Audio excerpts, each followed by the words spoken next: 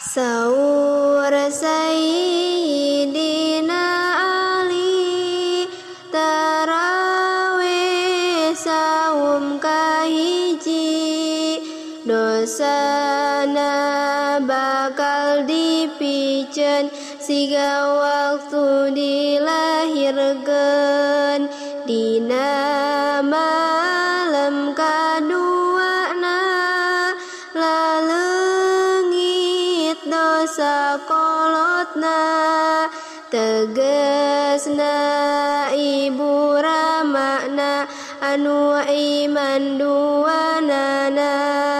Malam katiluna pisan malaikat gegeroan, prak amal gerang ngawitan dosa manggese pisan. Tarawih malam kaopat jiga maca kitab opat, Toret Injil jeung Zaburna Al-Qur'an ganjaranana.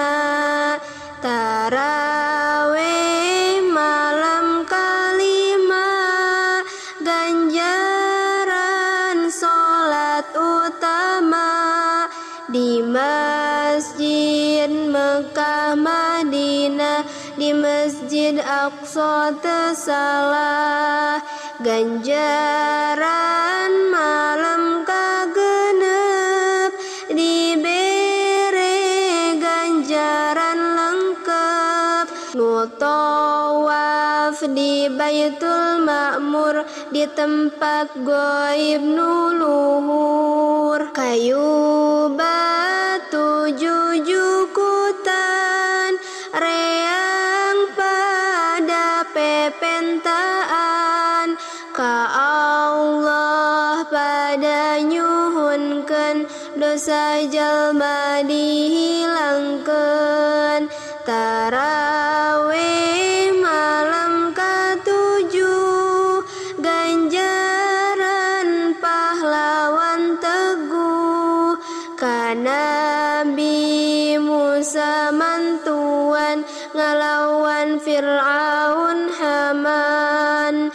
Dina malam kadalapan ku Allah rek dipasihan, teguh subur bari alim seperti Nabi Ibrahim.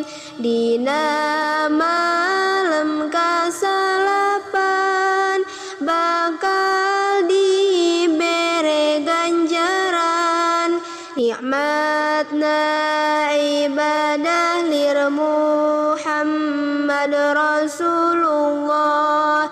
Tarawih malam 10 Allah ngarizkian ampuh, kabagjaan anu tepegat bekal di dunia akhirat. Tarawih malam 11 dina maut moal rewas, bijil ti dunia dirontok ciga baheula keur orok.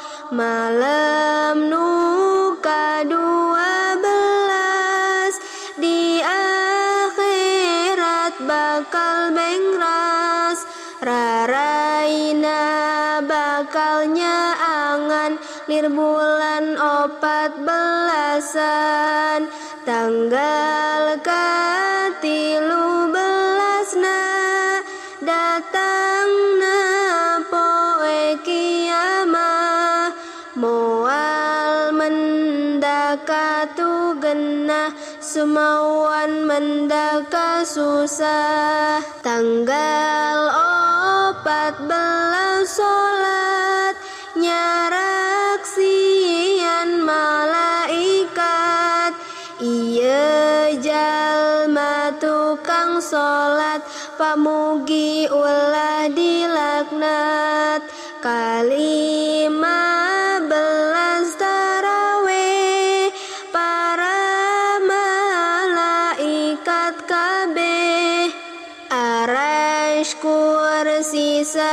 sadayana mangmentakeun hampurana di malam kagenep belas nu salat dibere bebas tina neraka bakal bebas kana syurga asup bebas malam 17 bebas ganjaran teh sesepan ganjaranana bisa kabeh dibikeun kanu tarawih na tanggal 18 malaikat nyaur jelas dosa ibu Rama hidep jeung hidep geus leungit kabeh 18 matang tos ningkat derajat di Firdaus dina tanggal 20 ganjaran nu syahid patuh di 20 hiji mah Allah mangdamelkeun imah di surga na imah mulia didamel tina cahaya tanggal 22 poe kiamah sawawa salametina pakeuh temendak susah jeung ripuh 23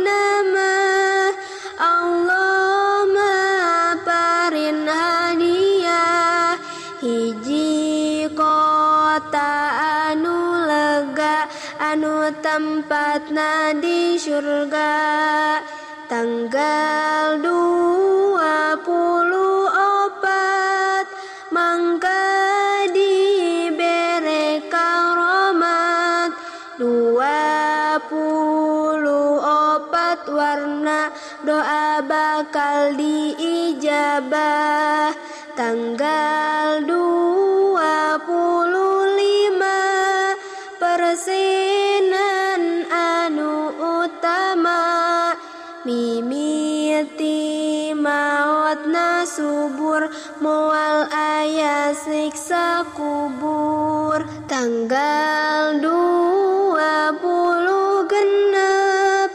dibere ganjaran rangkep 40 tahun nikah ganjaran ditikel-tikel tanggal 27 waktu nyukang bakal ampuh ngaliwat nyukang nahiber siga kilat anu nyamber di 28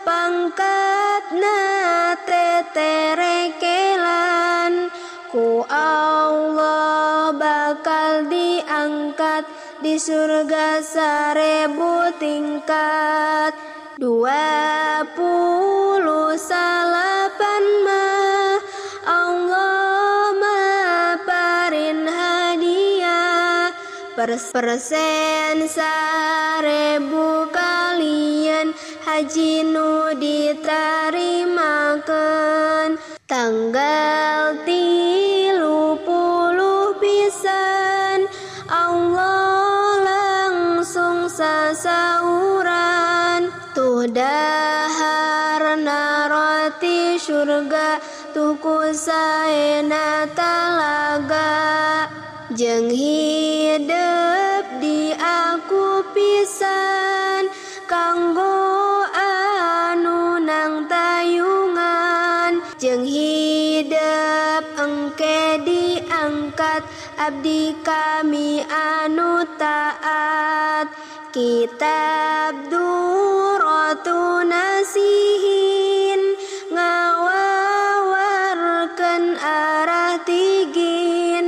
ngabibita umat Islam akhirna wallahu a'lam.